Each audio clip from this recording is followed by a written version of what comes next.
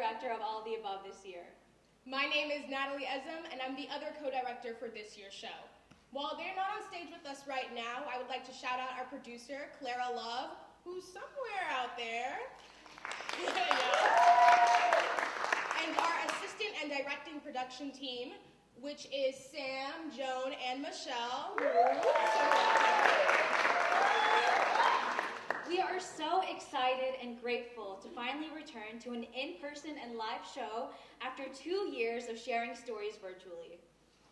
And just for context, all of the above is a monologue show comprised of stories anonymously written by female-identifying students. Emphasis on anonymous. The actresses performing these monologues did not write them, but they poured their heart and their soul into sharing these stories with you. We'd like to caution everyone that this show does cover some emotionally heavy topics, like sexual assault, eating disorders, and mental health. Please do not hesitate to step out and take a break if you feel the need. Content warnings can be referenced in the program, and we also included a list of resources like CAPS and Blue Devil's Care that we encourage you to use if needed. And just one final reminder, this show is meant to be interacted with. If you hear something that you agree with, give it some snaps. If you hear something that really hits home, give it some stomps. And if you hear something that moves you, sniffle, cheer, laugh, do whatever feels right to you. Thank you to all the Duke women who trusted us with their stories. We hear you, we love you, and we see you. Now it is time for us to open our ears and our hearts to your words. And with that, we're ready to begin. Welcome everyone to All of the Above 2022.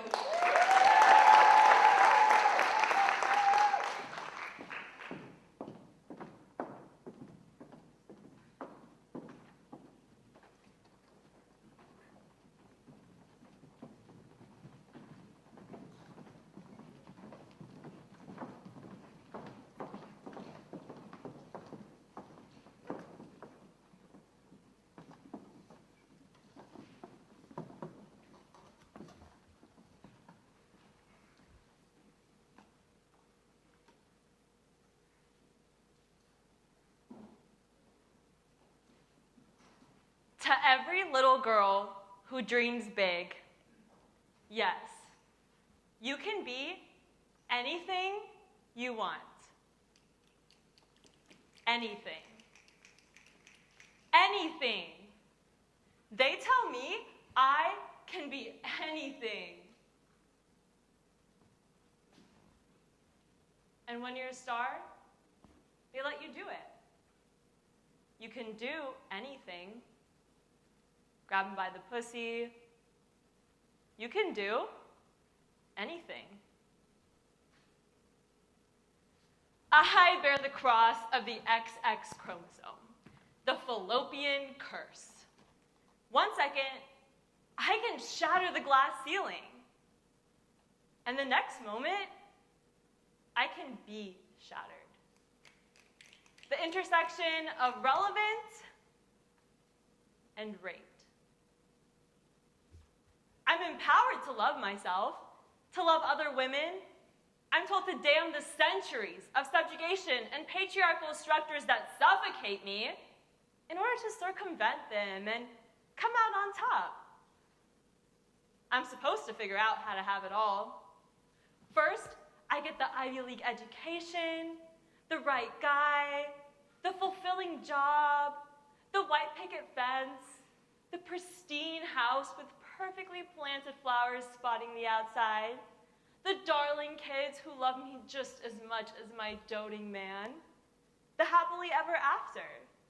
And it all falls into place so well that I'm able to change the world and make a mean apple pie for the kids' bake sale, so as to prove to the other inferior moms that I, Iron Woman, storm-born mother of dragons, can do it all. Because, you know, feminism.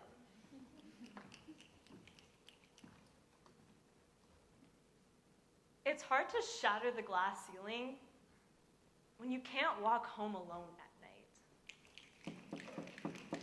Imagine all the ways I'll dismantle the patriarchy if I have to carry pepper spray with me to my car at dusk, or walk home from the bus stop with my keys placed between my fingers like daggers.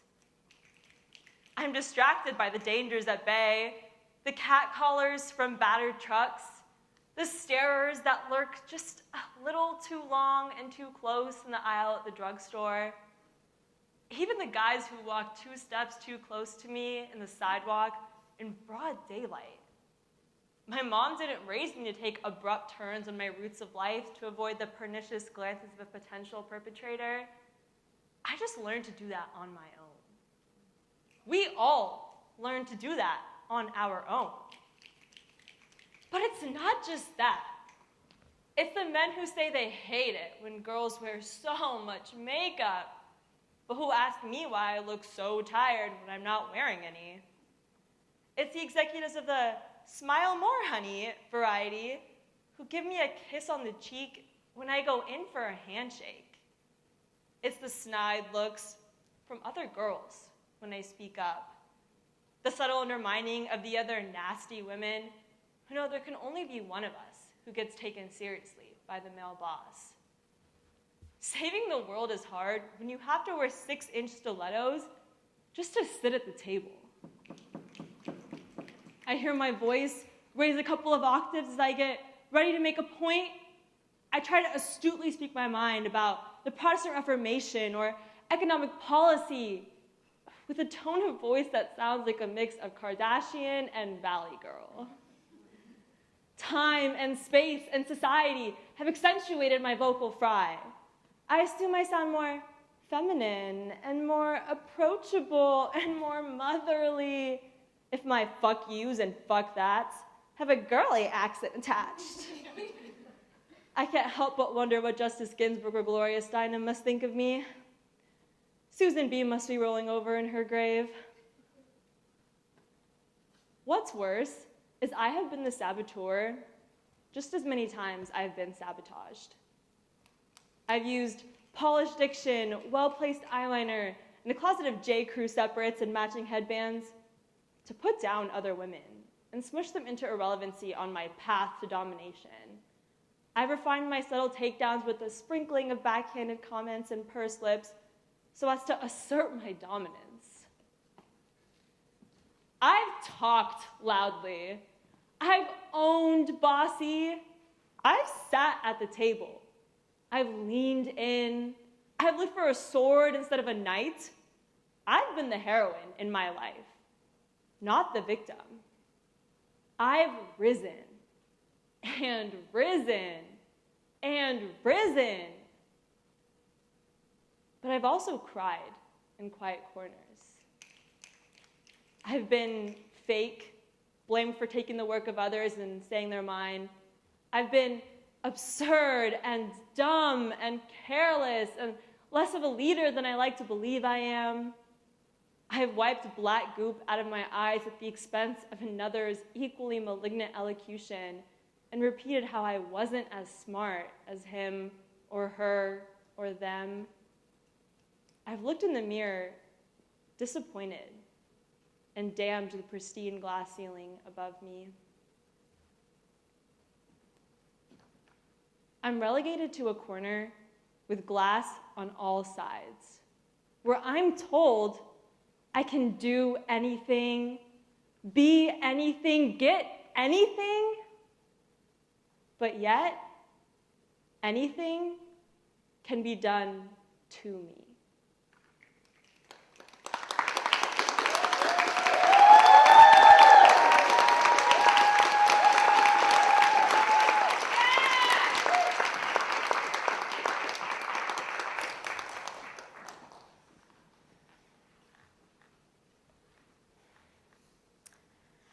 There's nothing wrong with the system.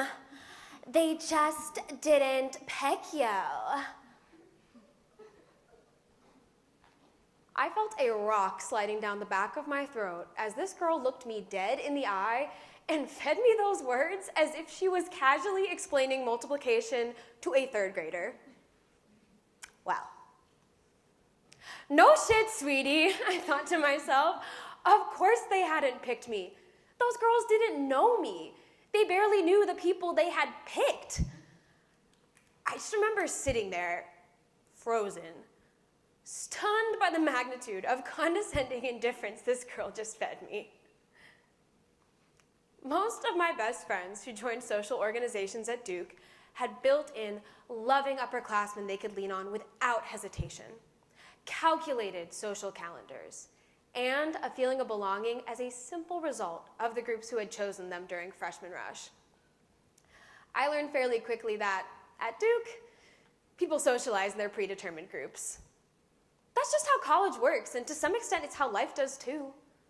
It's easy. And easy is the best motherfucking feeling in the whole world. More than anything, I just wanted my social life to be easy. The kind that manifests itself in laughter after coming home to decorated doors and finding cookie dough-shaped penises on your bed. Backstory. I decided to rush sororities my freshman spring because, like every other freshman lemming, it seemed to me like that's what every other girl in my hall was doing. I was definitely naive, but my floor mates convinced me that we'd go through it together, so it'd be okay, right? Although I contemplated SLGs, I wondered about the amount of sleep I might be getting by rushing both, and how it might affect my mental health to have to go through so many judgmental parties where everyone is smiling for an entire 12-hour day. As a sophomore who was more confident in her own skin, but still wanted to attend formals and have an extended network, I decided to rush SLGs, the healthier option. I went to a bunch of open houses and ended up investing my time in the SLG where conversations were easy, laughter flowed often, and I felt most at home. While I got to bond with plenty of new people, I was also confident that I had plenty of people here who knew me to my core. I'd comforted some when they received upsetting news from home, and they came to my freshman dorm room with pints of Ben & Jerry's from the East Campus store during the turbulent breakdowns I endured after failing my first Orgo 1 exam. We cried together about life's traumas and laughed to the point of peeing when I drunkenly referred to string cheese as a dick in a condom. A couple of weeks into SLG rush, I decided to have lunch with a close upperclassman friend in the organization, and her words were, "It would all work out for me." She just knew it. Now, this girl was one of the most authentically down-to-earth and intelligent individuals I knew on Duke's campus, but she didn't know shit. After weeks of upping my Prozac dosage to compensate for the heart palpitations and anxiety attacks I was experiencing in the middle of class, I got my lovely rejection email.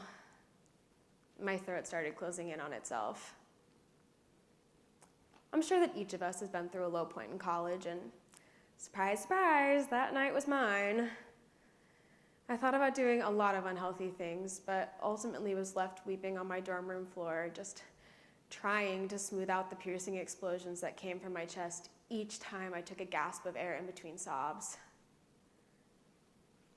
I was told after I got over the dark depression that clouded my next couple of weeks that the system really needed to change. I was told not to take this personally, not to read into it, not to let it define or invalidate me. There's nothing wrong with me, my friends and fellow upperclassmen kept reassuring me. So to these people who meant well by saying they despise the process, but participate in it year after year because it awards them the freedom of easy, I don't blame you for liking your groups or the easiness they bring to your life. You're human, we're all human, and humans like easy. That's okay. But please know that you are benefiting from this shitty system whether you like it or not. Unfortunately, when you don't act accordingly with your words, you are the definition of a bystander. There is a space for every single human being on this campus. I hope after hearing this, some of you can stand by those who may not have had it as easy or as lucky as you did. If this ever goes beyond the screen of my laptop, I simply want to ask the person listening to think about their role in this culture of social rejection. of leaving your freshman friends behind when you get into your new community. Think of the people who were there before your clout bubble swallowed you whole. Changing the social system at Duke realistically? Not gonna happen. But sending a text inviting your independent friend to a semi, or to your common room for a game night, or to a mixer to get to know some new people is a small act that will take even the smallest weight off their shoulders, making them feel like they have some semblance of a safety net. And that's something we all strive for, no matter how popular or established we may feel on this campus. Well, here I am writing this long-ass rant, so I guess I survived. Part of me knows that this process wasn't meant for me. I needed to go through those rejections to see that I didn't need those people in the first place. My social calendar isn't filled to the brim every weekend, and that's okay. It's okay because through the many late-night conversations and the study sessions in Perkins, I've met a handful of individuals here who will be lifelong friends, who will attend my wedding, and might even know my kids. I don't have 500 plus likes on Instagram or the merch that shows off my social standings, but I have people who are helping me grow as a human being, who love me for all that I am, and especially my flaws. And the girl at the beginning of this monologue was right. Those people didn't pick me. And looking back on this as a senior, they didn't deserve even the smallest part of me.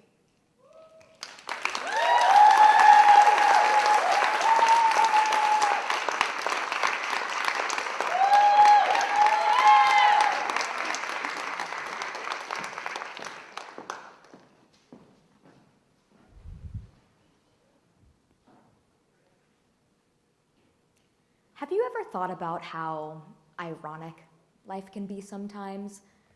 Like when you study super hard for a test, but fail it. And then the next one, you completely wing it and get an A. Or when you completely fall in love with your best friend, but he doesn't feel the same way. But then some random dude who you barely know professes his love to you. Or my personal favorite, when you publish an anonymous article for the rival online newspaper about your virginity, and then a week later are involved in a gang rape. Oops. Big drop. Sometimes you just have to say it. I submitted an article about my virginity, and then a week later almost lost it to a group of filthy men. They weren't men, though. Men don't do those things. The men I know care about me. They check in on me. They have my back. No, these weren't even kind of men. Kind of men pretend to have my best interest at heart, but really just want to get with me. No, these people were not men or kind of men. These people were animals. They pounced. But I escaped. I escaped because in those moments I found bravery. I found strength. In those moments, I was smart. You know, we at Duke are thankful to be smart because it allows us to get good jobs, good internships, secure good futures. I'm just thankful I'm smart because being smart kept me alive. You know what's crazy? It was the middle of the day, downtown, and I had my phone. I was running, training for a half marathon, being human. And 4 men tried to take that humanity away from me, tried to take my virginity unwillingly. Sometimes I throw pity parties for myself. Poor, pitiful me, almost gang raped. And then I think about every fourth woman sitting around me in my classes, and I tell myself it could be worse. And then I think about how every hour 48 women are raped in the Congo, and then I think about the fact that it didn't actually happen because I escaped. And immediately my pity party feels unjustified. Because almost is a crucial word. It means I don't fit into a statistic. I'm not part of the 1 in 4 because it didn't happen. I'm not part of the against rape conversation because I was one of the few that wasn't involved in the traditional kind of college rape, if we want to reduce it to that name. I was involved in the very atypical. The random Durhamites who prey on female runners, who surround them, who rape them in the middle of the daylight. That is, if a cop hadn't been nearby and if I hadn't had my phone. Looking at me, I look innocent. I look like I kind of need to grow up. People say I give off the adorable, sheltered vibe. But that's a front. It's a giant defense mechanism of a front. It's a front I cling to now more than often since my innocence was almost ripped from me. Ironically, right after I published an article about how proud I was of that innocence. Have you ever thought about how ironic life can be sometimes?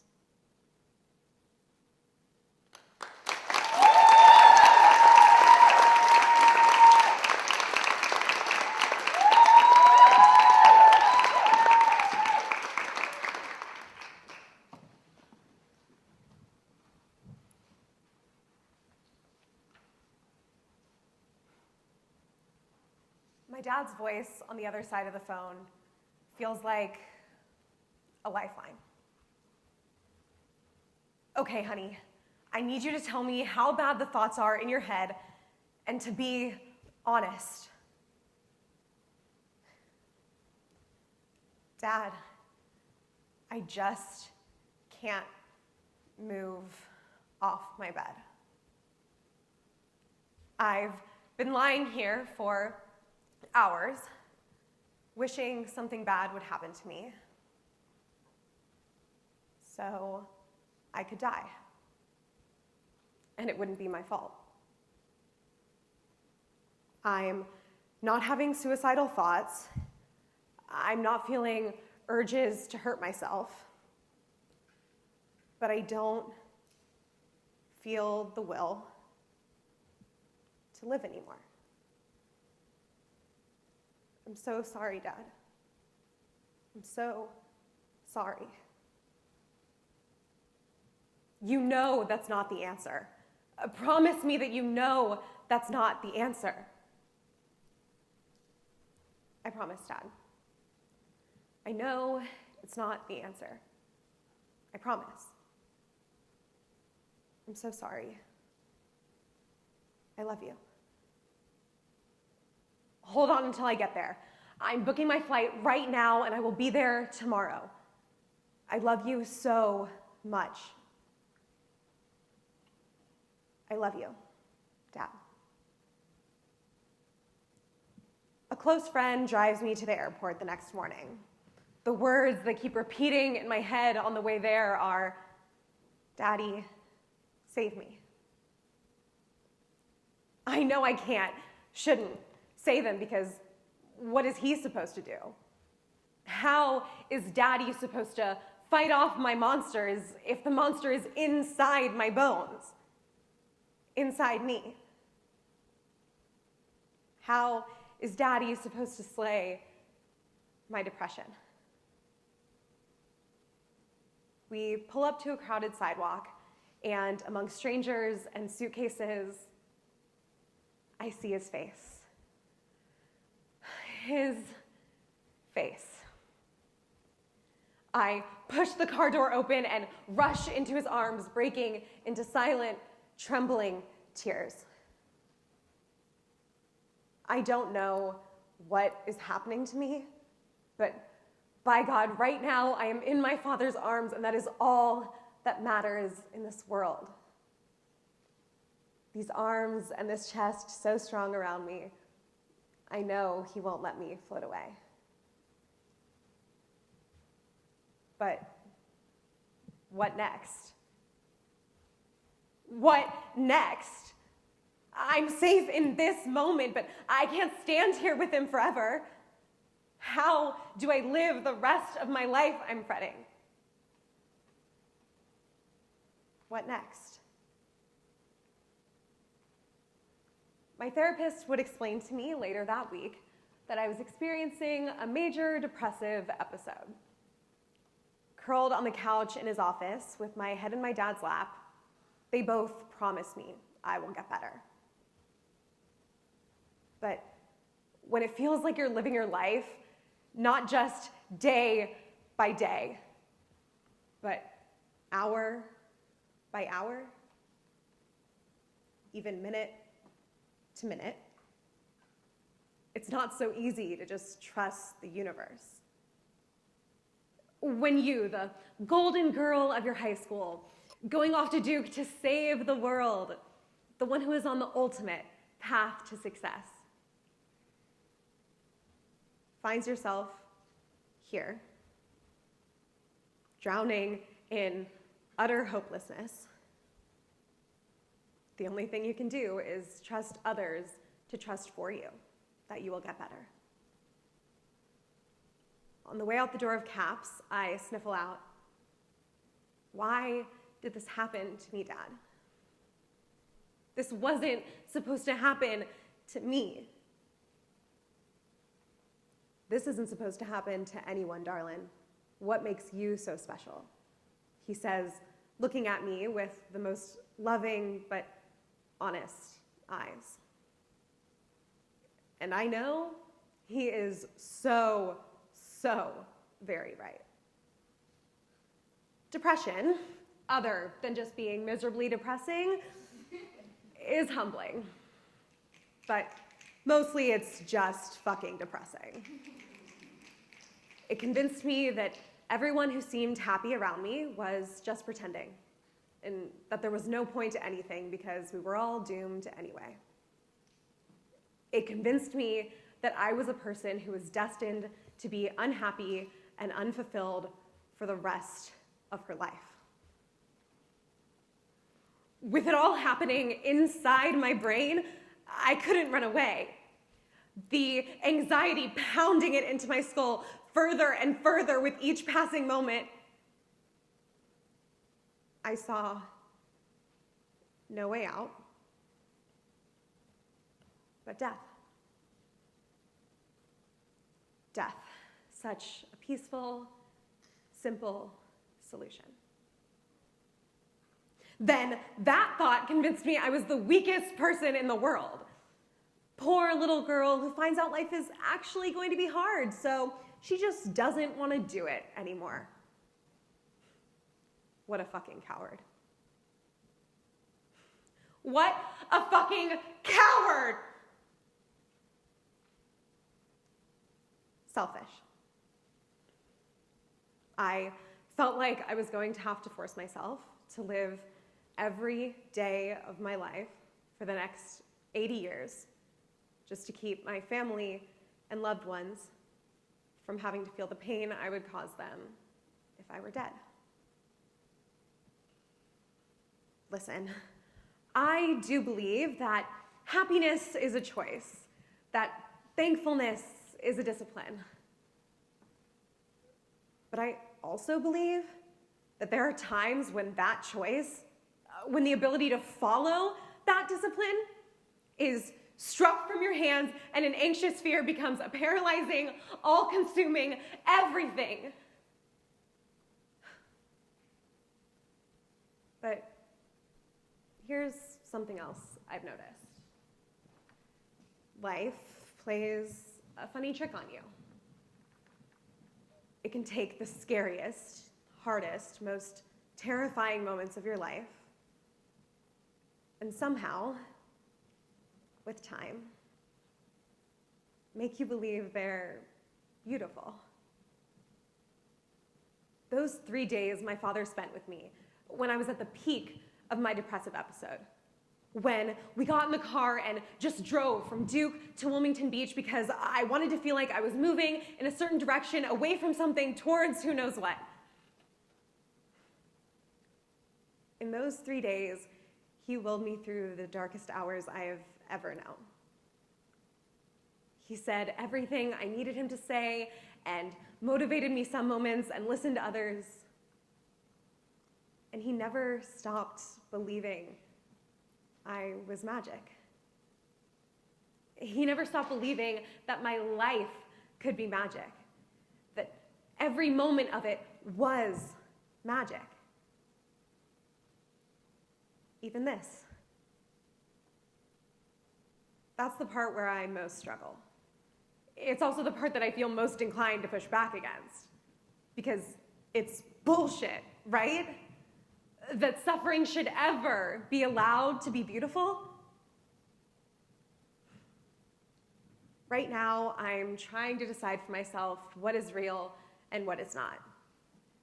Right now, I feel like I'm weaving out a pretty ending to a story that isn't pretty, just because I've never been able to identify as anything but an optimist. And because people are always looking for an optimistic twist, even to the greatest tragedies. They need those fairy tales. But at the same time, I cannot deny the magic in the moments with my head in my father's lap in the psychologist's office. I cannot deny the magic in the marks in the sand from the 20 steps. A glimmer of hope moved me to dance on the beach. I cannot deny the magic in the moments I looked straight into my father's eyes and knew I am here. I exist. I belong.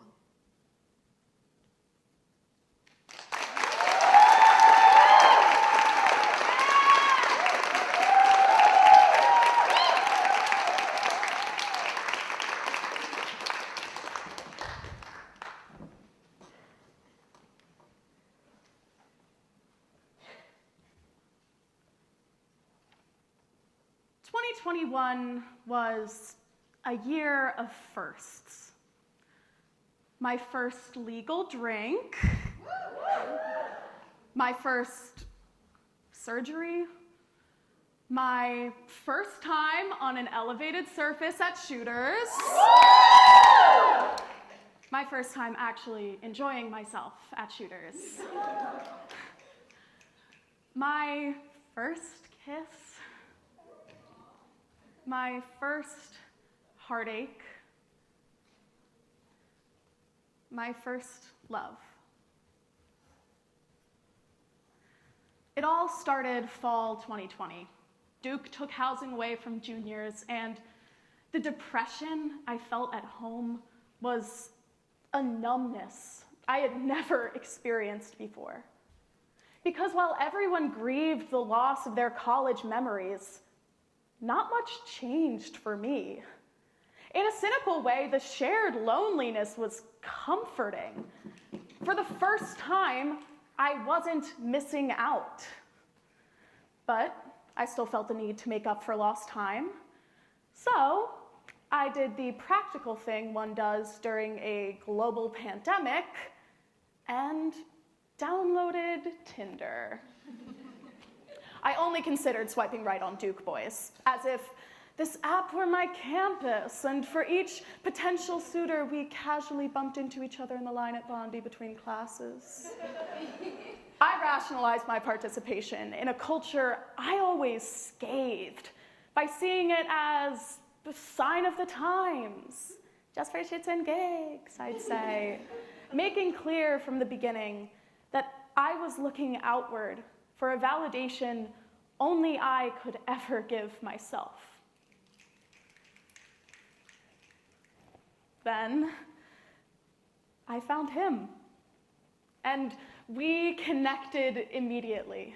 We were miles apart, but I'd bring him along over the phone for afternoon Target runs and send pictures of the noodle soup I made for dinner. We'd go deeper, revealing our hardest days and their impacts on our concepts of love. He'd communicate so eloquently how much he appreciated whatever role it was I played in his life. It was the first time a guy ever found me romantically desirable. The first time anyone really ever found me amazing. And not for who I tried to be, but for who I was. I even asked him his sign, because as an Aries Sun, Scorpio Moon, and Gemini rising, the stars know that my chaotic nature simply cannot be handled by a Virgo. And none of it scared him away. Spring came around, and I was finally back in Durham. The prospect of meeting in person, however, gave me daggers. Not butterflies, daggers. Because by communicating behind a screen, there was no need to confront the fact that at 21, I had never been in a relationship, never kissed a boy, never knew how it felt to be loved. Now, to predate any speculation you might have, I'm not a prude. I'm not gay, I'm not religious, I'm not saving myself, and I don't have a dick. I do, however, have quite the pair of metaphorical balls. And guys seem to find women like me with the vision and their shit together intimidating. As if we should excuse our ambition for interfering with what is considered sexy in Duke's twisted culture of hookups and hierarchy, which is fine, I guess, until you look at yourself in the mirror and begin to question your beauty, your character, your worth. It's fine until the belief that you are not deserving of love becomes so ingrained in your mind that it leads you to push away the very love that you've been longing for. And that's exactly what I did. I pushed him away, because how the fuck are you supposed to let anyone in when you come from zero relationship experience and a history of generational emotional neglect? I let the self-imposed belief that I was a walking red flag keep us from going on a real date. He texted here and there in the spring, trying to meet me at my mess. But I couldn't stand to give anything less than my best. And when summer came around, I felt the loss of a love I didn't let myself have. I realized how nothing, absolutely nothing, was wrong with him. But I was so used to something being wrong that I convinced myself otherwise. So, for the first time, I took ownership of my shortcomings and texted him. His receptiveness went beyond my expectations. We started talking again as if no time had passed, reinforcing that it is never too late to fight for what you want. One thing led to another, and 2 weeks later, we were in the same place at the same time. It was 4th of July weekend in Disney, and the whole thing felt surreal. We met up for a few hours, and I no longer felt this tension against the version of him I had created in my head. For the first time, he was real and tangible. But in hindsight, he had been the whole time. I didn't know how to kiss, so he showed me how. And when I asked him what we were, he said we can leave the door open. Way to leave Versace on the floor, Bruno! He used his rational brain, something I don't do very often. Whereas I lead with my heart, my gut, my intuition. I find what feels good. Because life is short, and I'd be damned to waste another day relying on a timing that is never going to be right. We left the door open, and on a Monday morning in July, I fell for him. He texted me, "Good morning." Something so simple. But for the first time, I had something worth waking up to. I noticed that month how my insomnia went away. My depression lifted, my disposition brightened. I was glowing. And though I still don't know what love is, I think this was it. Now, if there is a God, she must be a woman. Our paths crossed again in August, and for the first time, I was finally ready to show up for the love I never thought I would deserve. We planned a romantic night with rooftop dining and Central Park at sunset, a night that wasn't meant to be perfect, but memorable. And it was. Every minute of it. From holding hands across Midtown to the gift he surprised me with in our hotel room. I know, getting a room is 0 to 100 real quick. But for the first time, I didn't fear physical intimacy because he wasn't a construct in my head anymore. He was real and didn't judge me for not knowing much ado about love. I felt safe, secure, and for the first time, kind of hot. Whatever we did felt natural, a craving and lure for pleasure I didn't know lived inside of me. And everything felt right. Until morning came. It would never work. That's what our dialogue kept circling back to. It would never work because he was moving across the country and what we wanted from our futures didn't align. Was that all he wanted to say? Because I wanted to say so much more about how what we want changes and how the timing is never going to be right.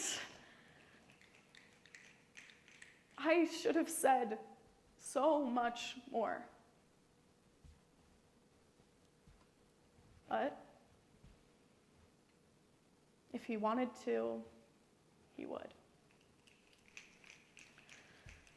And by the time we parted, it was clear. The door was no longer open.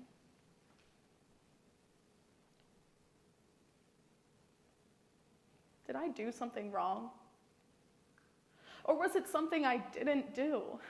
What then was the point of all of this? Some temporary taste of what will never be? Why did he go to extremes just to let me down? Was it a fling? Just a tease to get me in bed and I didn't deliver? It couldn't have been. Not with this long, drawn-out saga.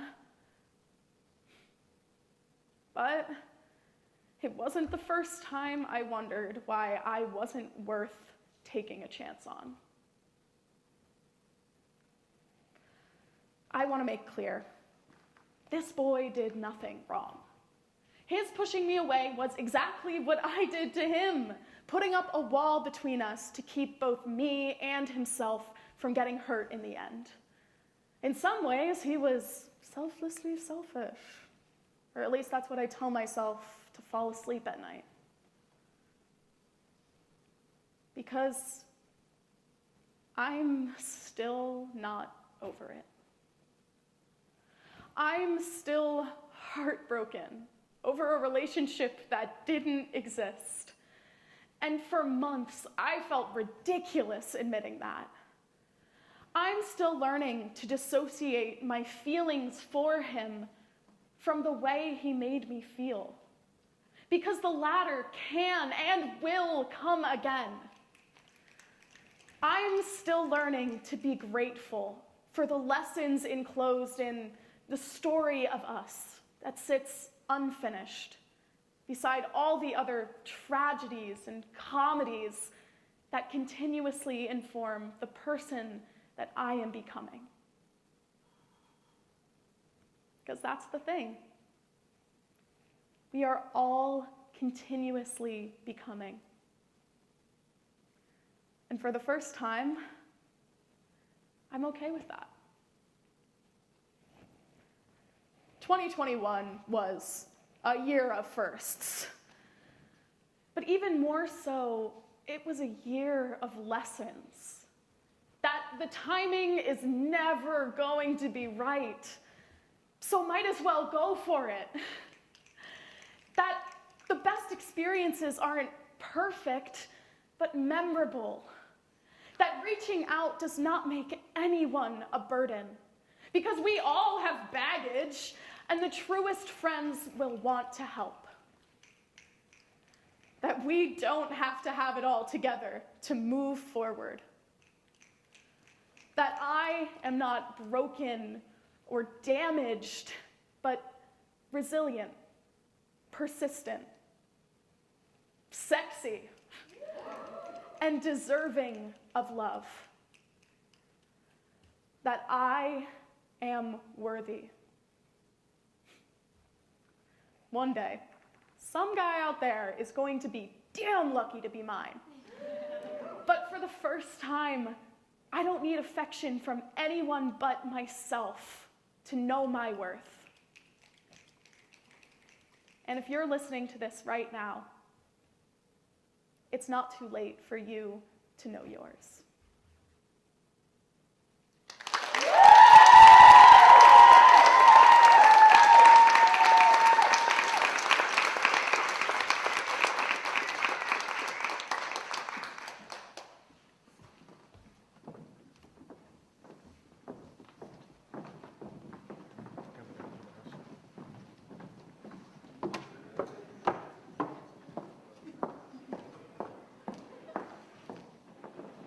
Thank you all for your attention for the first half. We will be now taking a 10-minute intermission, so please be back in your seats in 10 minutes.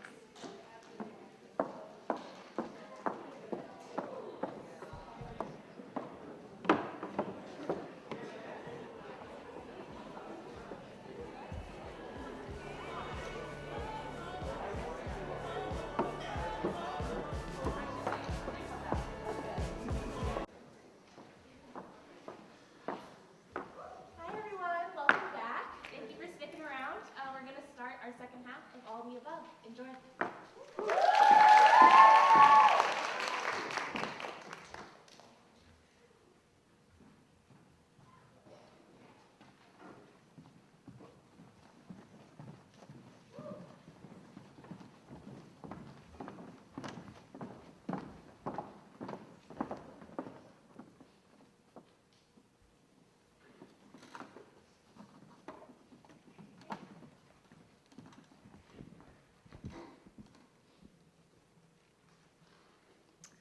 This is a monologue about dicks. It's really as simple as that.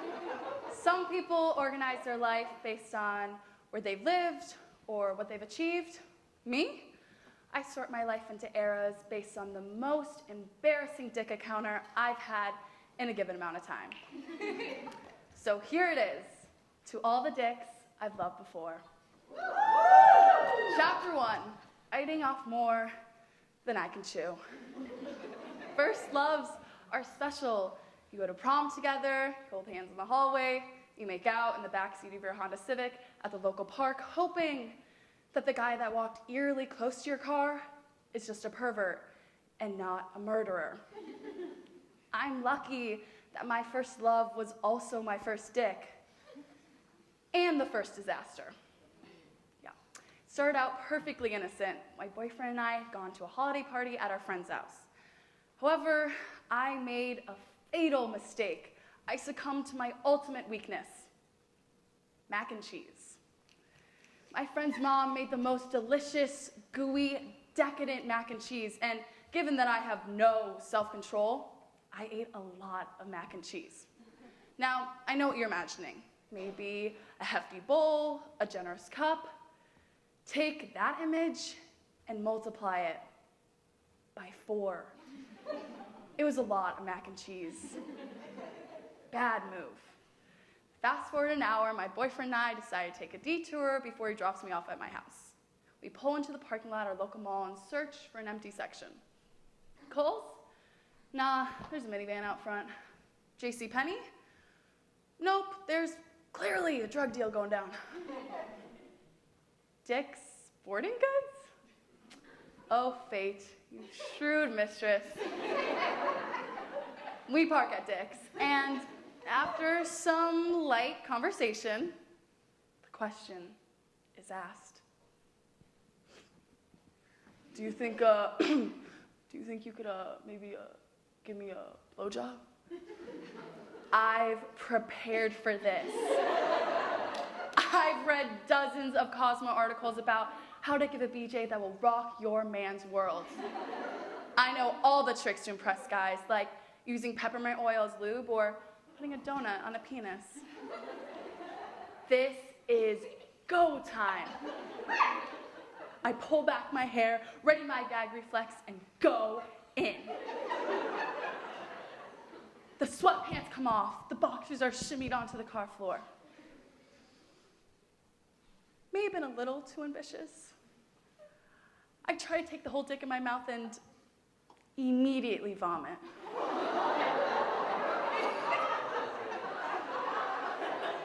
All of the mac and cheese comes spilling out, and it's chunky. I threw up all over his dick. He just drove me home after that. We dated for 2 more years, and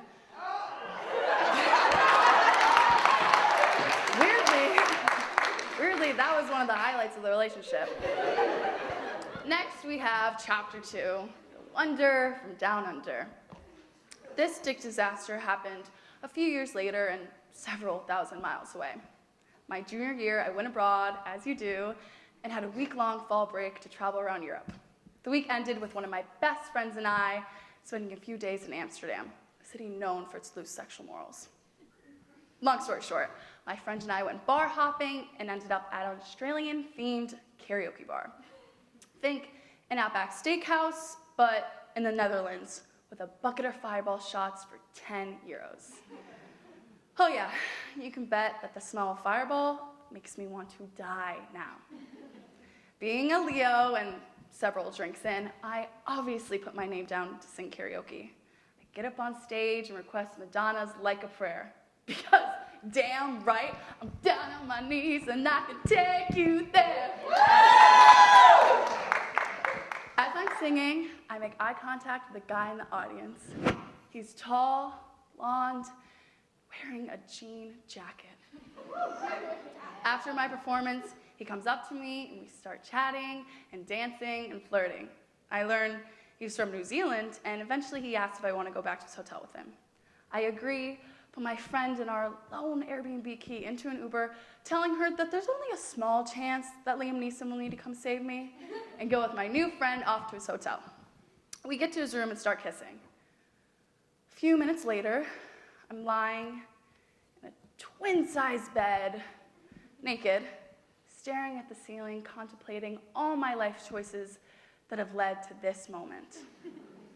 As I'm waiting for the sky to end a valiant, but ultimately unsuccessful effort at getting me off, I start to hear strange uttering from between my thighs. I think I've got a bit of a wet robin. What?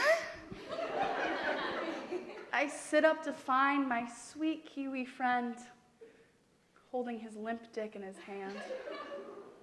I guess he had a few too many Heinekens.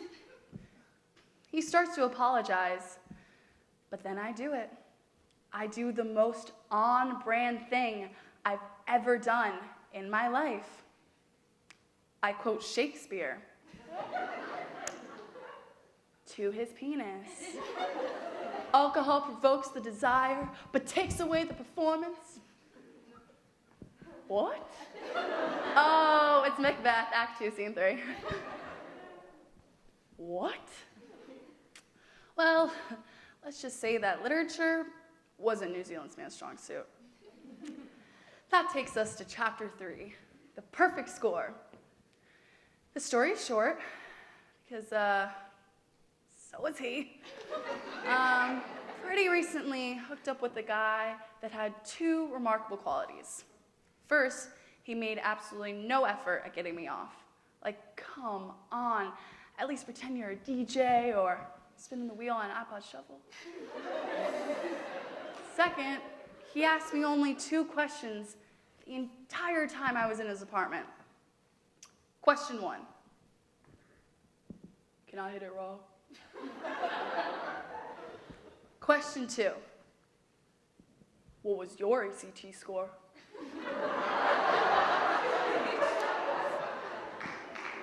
It's probably important to note that this guy went to UNC. Yeah. Now, I would say go to hell, Carolina, but clearly wasn't willing to go down below. That's it. That's the saga. 3 dicks, each awful in their own way. If you're interested in becoming my next dick, let's just say that the bar is pretty low, like 5.5 inches.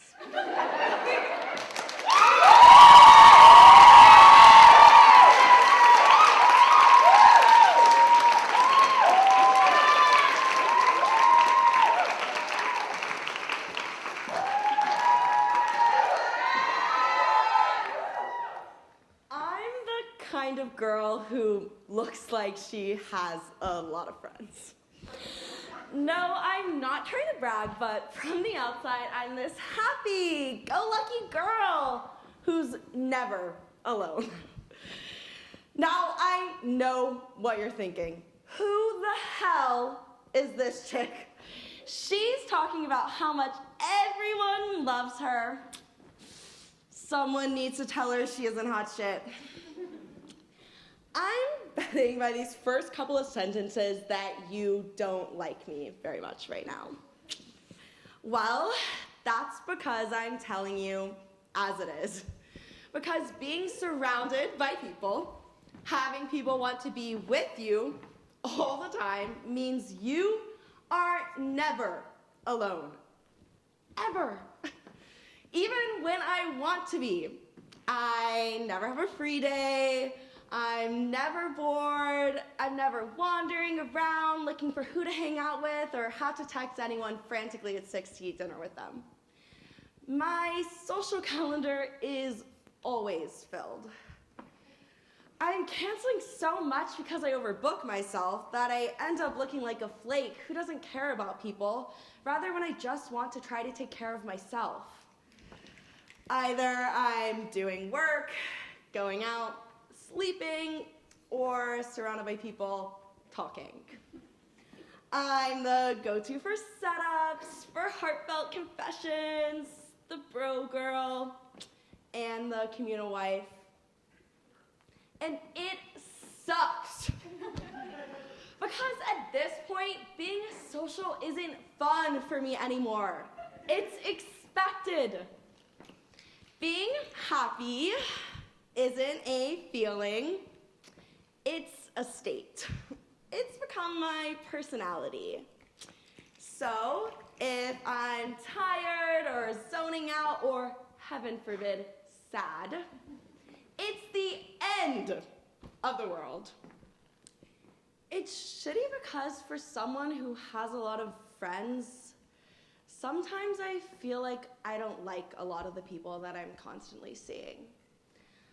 On the other hand, sometimes I like people so much that I feel like I don't have enough time to see everyone.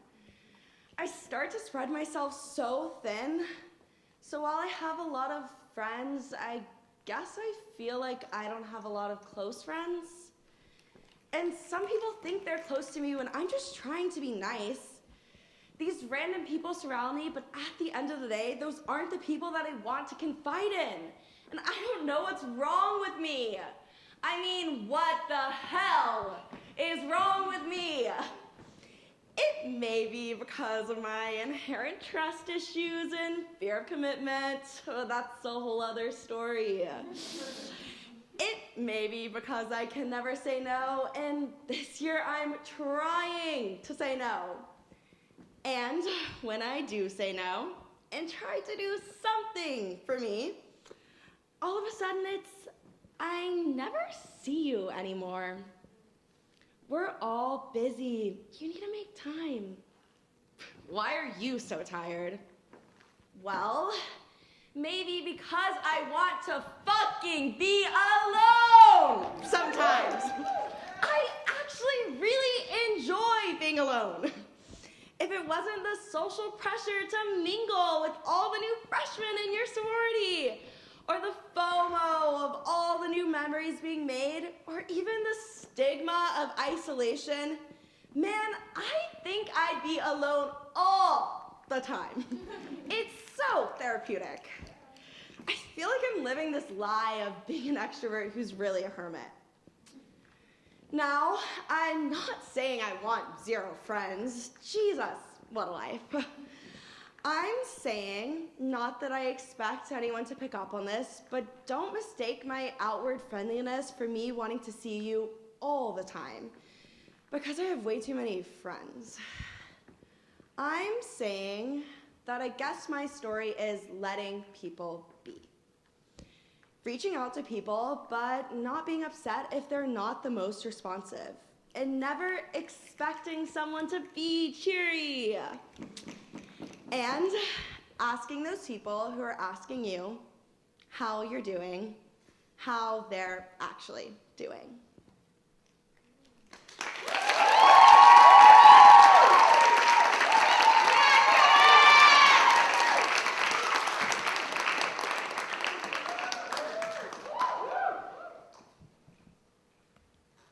My parents hoped for 2 perfect daughters. They got one. My sister was beautiful, conscientious, classy, well-dressed, perfectionist, and unwavering in her work ethic. They also got me. I was rowdy, moody, disheveled, always covered in grass stains. I threw a fit when I had to wear my white communion dress. I threw a fit when my mom wanted me to wear a dress to match her and my sister for one of those frigid family portraits. Basically, so much of my childhood angst was about wearing dresses, so you probably know where this story is going. I did not like to wear dresses.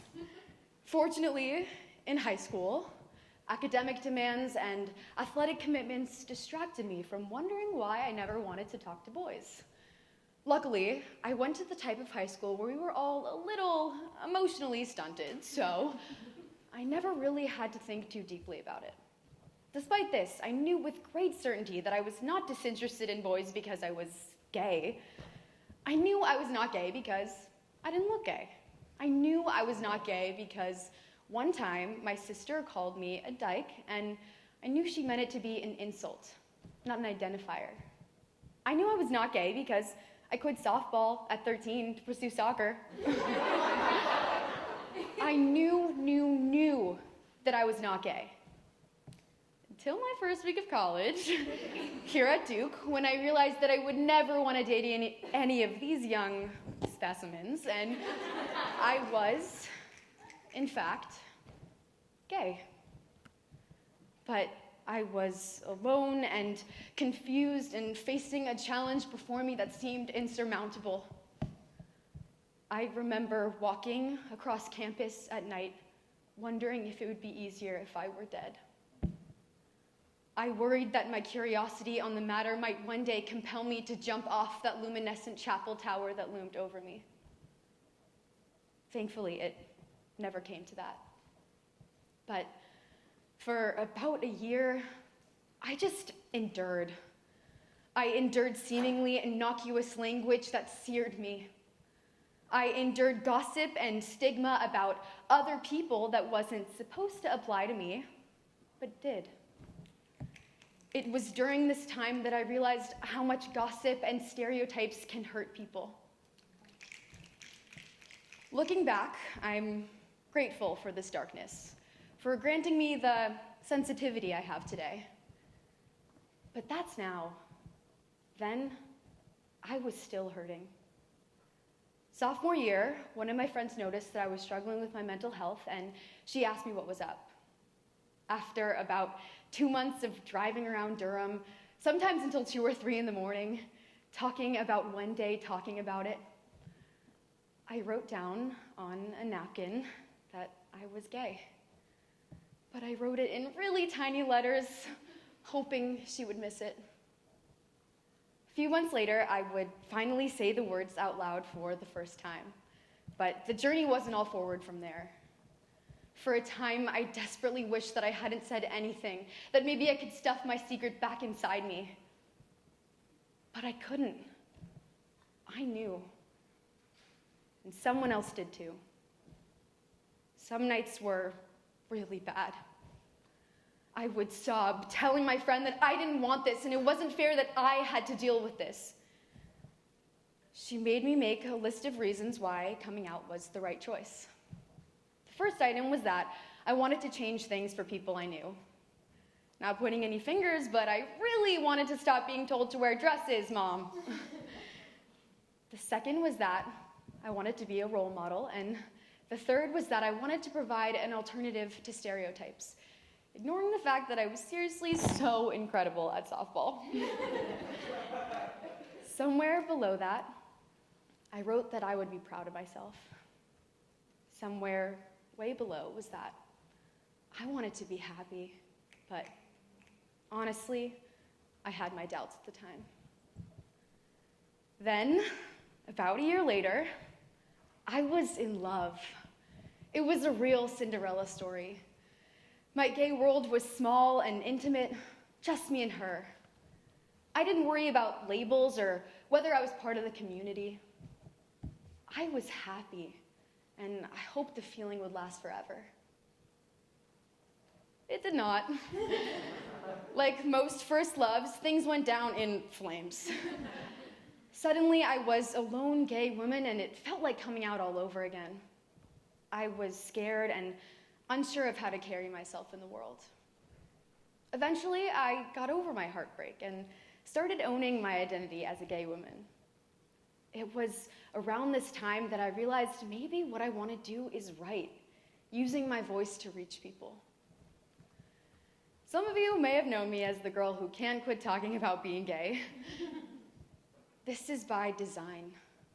I've been trying to normalize my words for me, but also for the people walking by who might hear from me that different doesn't mean broken.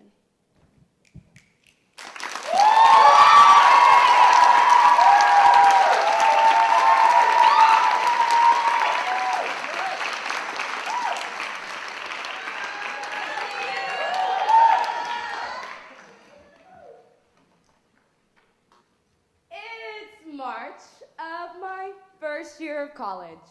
I'm standing in Mac's Adult Emporium, browsing the wall of options. There is a seemingly endless array of options, all colors and sizes and shapes and prices. I could pick anything I wanted.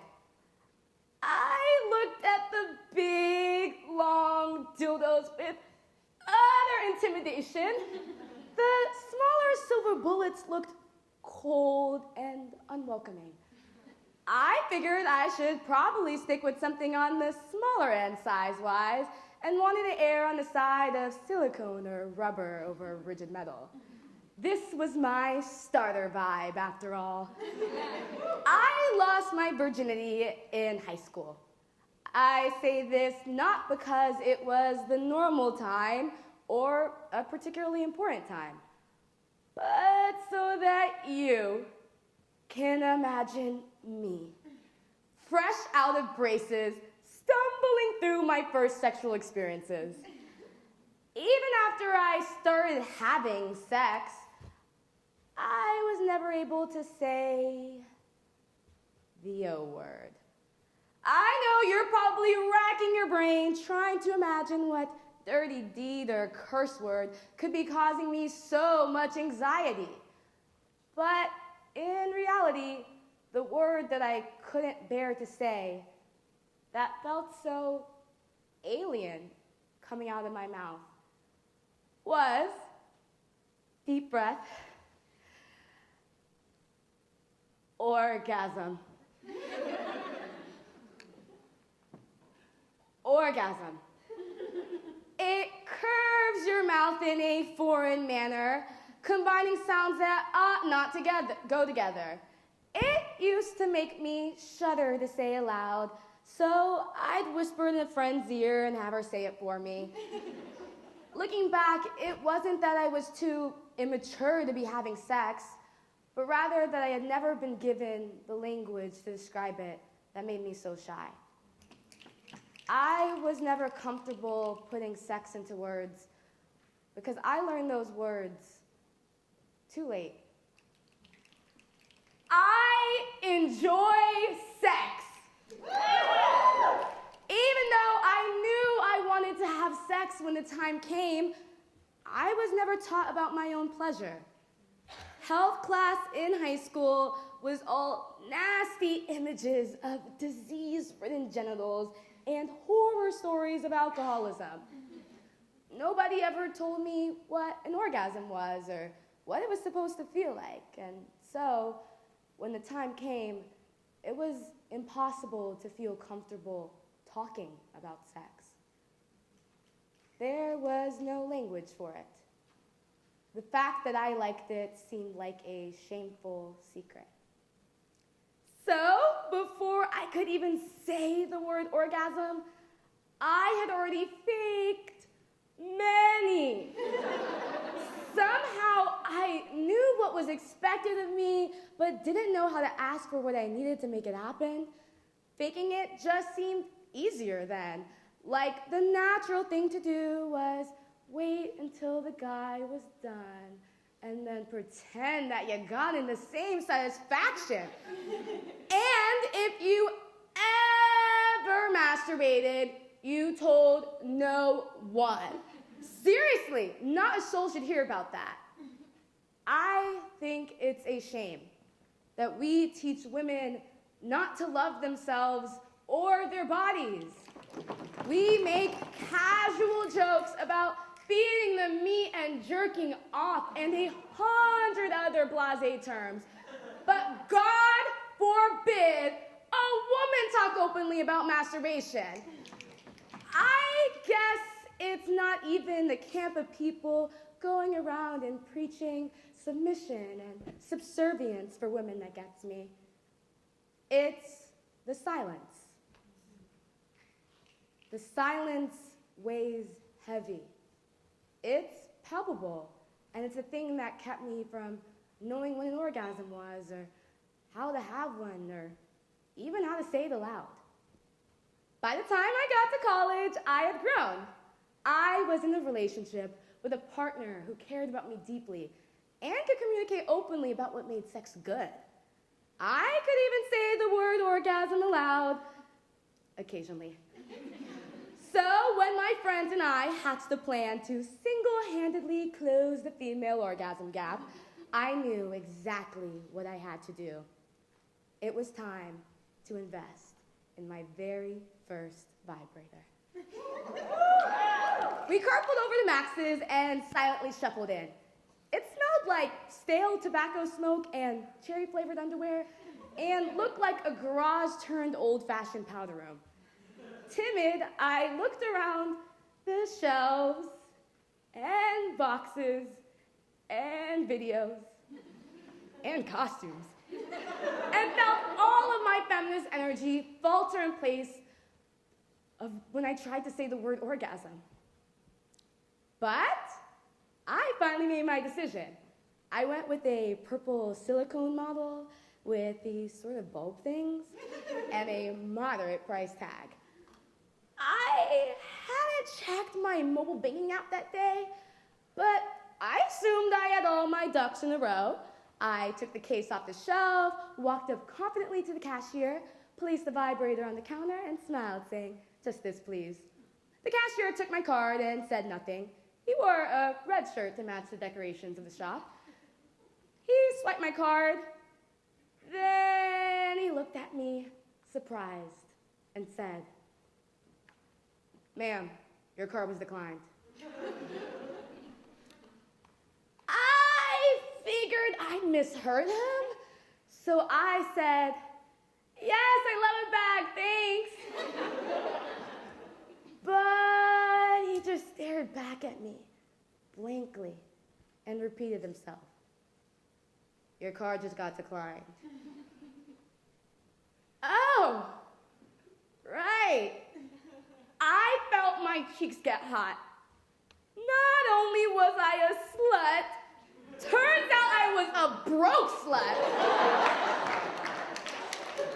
I couldn't turn around and look at my friends, and I couldn't look the cashier in the eye.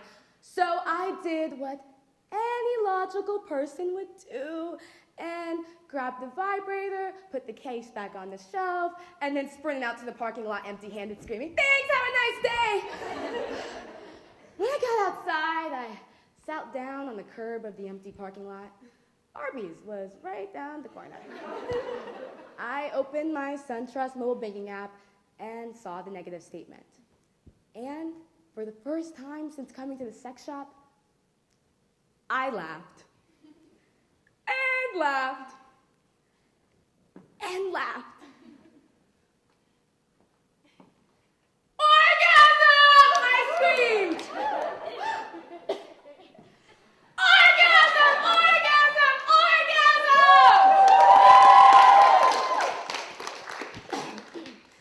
After your card gets declined while trying to buy a vibrator, you're pretty much invincible. Sex doesn't embarrass me anymore. I can talk about it and describe it and enjoy it without shame. And after getting my next paycheck, I went back to the same cashier and successfully purchased that vibrator. Let me tell you, the orgasm gap is closing thanks to my generous contributions. I'm lucky. I have a partner who knows me well and wants me to be happy and able to express my sexuality in whatever way is best for me. And I have friends who inspire me to be confident in my own womanhood. Not many people have those. Today, I can say the word orgasm aloud, and I think that's the greatest triumph of all.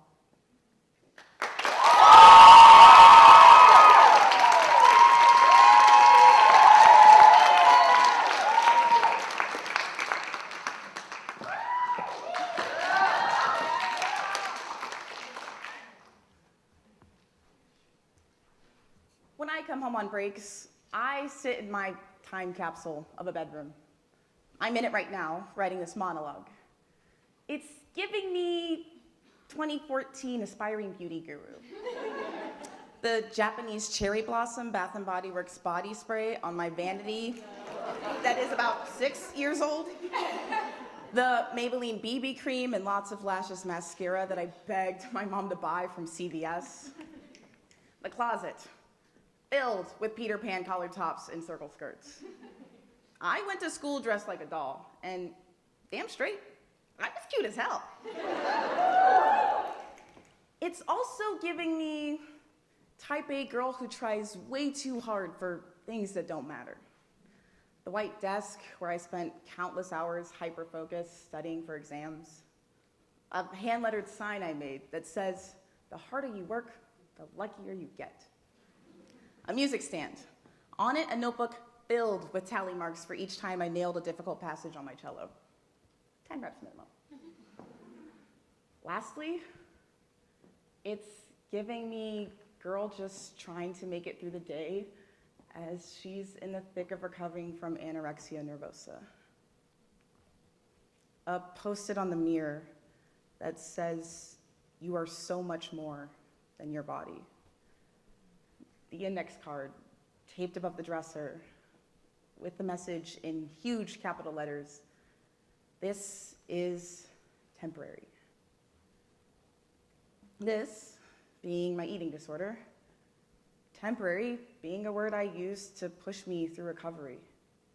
All the meal plans and weigh-ins and therapy sessions and arguments with my parents about why I couldn't just eat and help myself get better. Every time I come home, I compare myself to the girl who once lived in this room. She was so diligent. She managed her time well. She had a fire in her that I'm still trying to ignite, and intrinsic motivation to give everything her all. Now, I can barely get through one MCAT passage without losing focus. I procrastinate and cram for exams. I get messy drunk and do things I regret. One time, my drunk ass apparently walked up to basketball players at Shooters and asked them, oh my goodness, do you play basketball? Just to see their reaction. Don't worry, I'm cringing the hardest. Sometimes, I wish I could just be my past high school self. But then I remember that she was struggling in a really dark, unhealthy place. She removed herself from a normal social life because, God forbid, she went to a party and everyone was eating pizza. Yes, she was driven, but only because she strived for unattainable perfection. Yes, she was thinner, but only because she sought to conform to conventional standards of beauty. Because if she conformed, maybe then people would find spending time with her worthwhile. I am so grateful I don't think like that anymore. I am resilient. I did the hard work to shed disordered behaviors and cognitions. I am so proud of how far I've come. After years of therapy and healing, I've learned to catch when I start comparing myself to my past self. I try not to look at old pictures of me fake smiling in outfits that would not fit me today. I buy clothes that would be baggy on her, but make me feel confident. Because life is too short to waste money on jeans that make you feel shitty. And time spent lingering on how you used to look is wasted time. Because life moves on no matter what size you are. Nevertheless, all types of comparison are hard to shake. Though I'm actively working on the self-comparison bit, comparing myself to others at Duke, that's a whole nother ballgame. Duke women are all too familiar with the relentless need to be high-achieving and fit and intelligent and talented, all while being the life of the party on the side. I'd say the root of this need is comparison. It's rampant here and kind of inescapable because most people here are, almost annoyingly, amazing and successful at everything they put their minds to. To a small extent, comparison is motivating. Seeing someone else thrive inspires us to keep moving forward. to a large extent, it perpetuates a loud, self-deprecating inner voice. I have a term for those we aspire to be more like. They're reference people.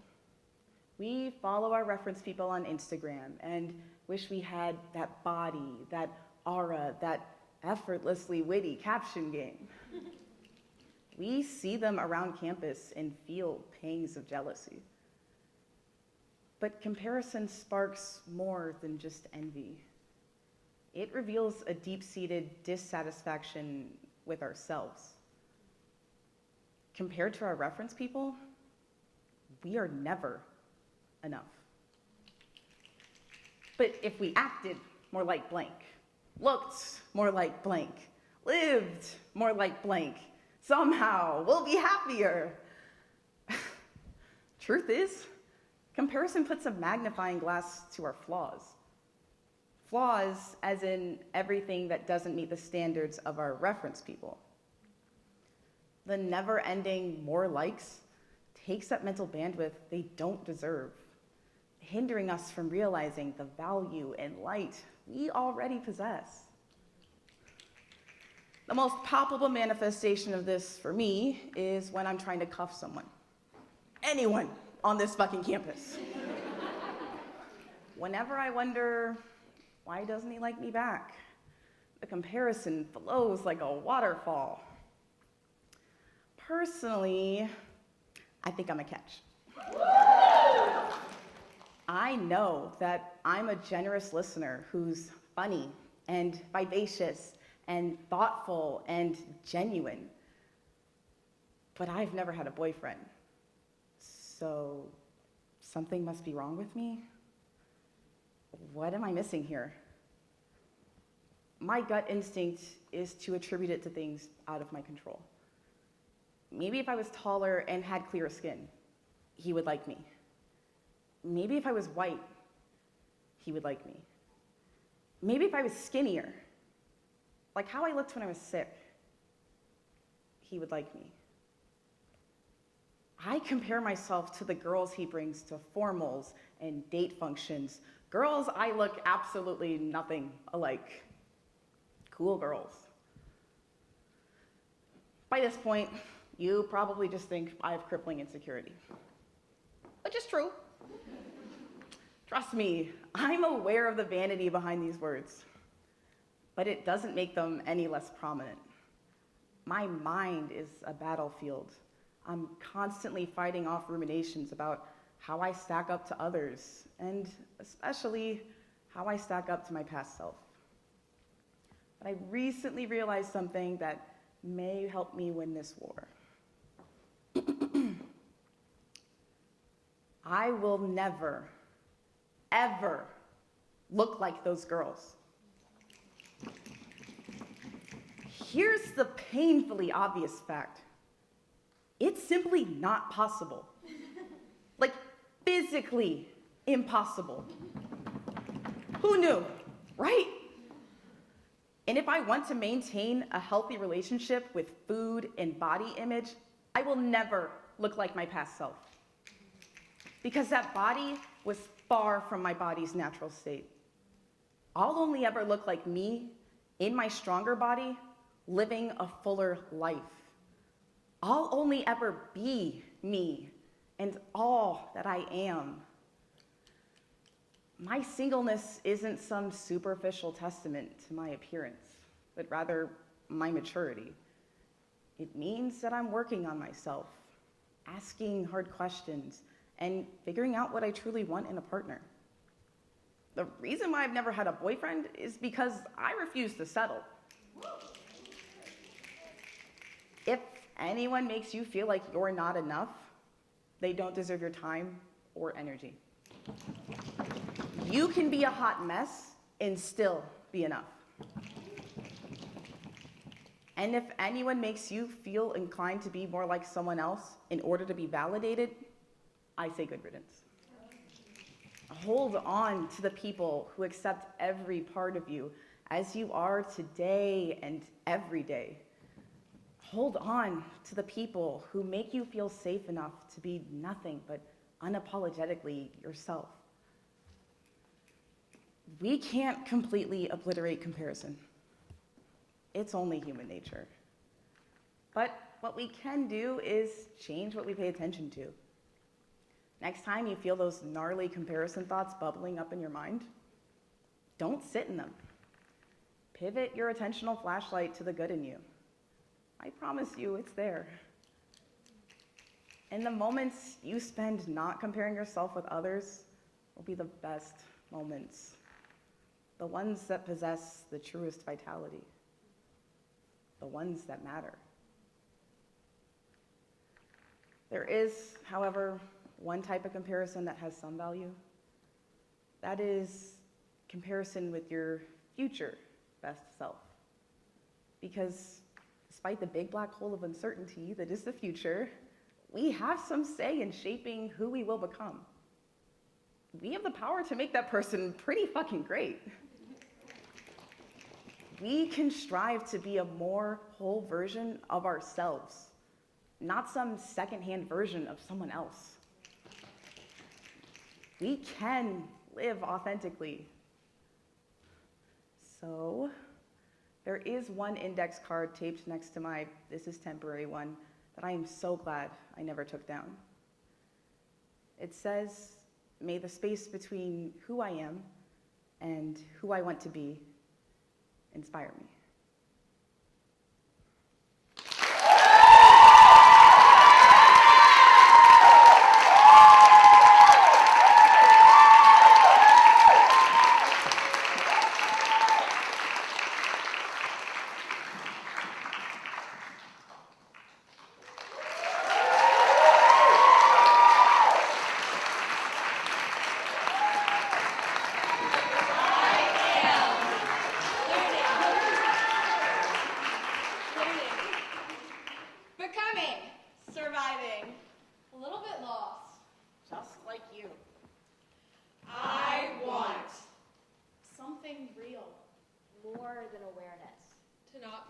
Anxious all the time. To make my mom proud. Peace. I wish. It didn't have to be so strong. You saw your own power. People realize that everyone has something that they're going through.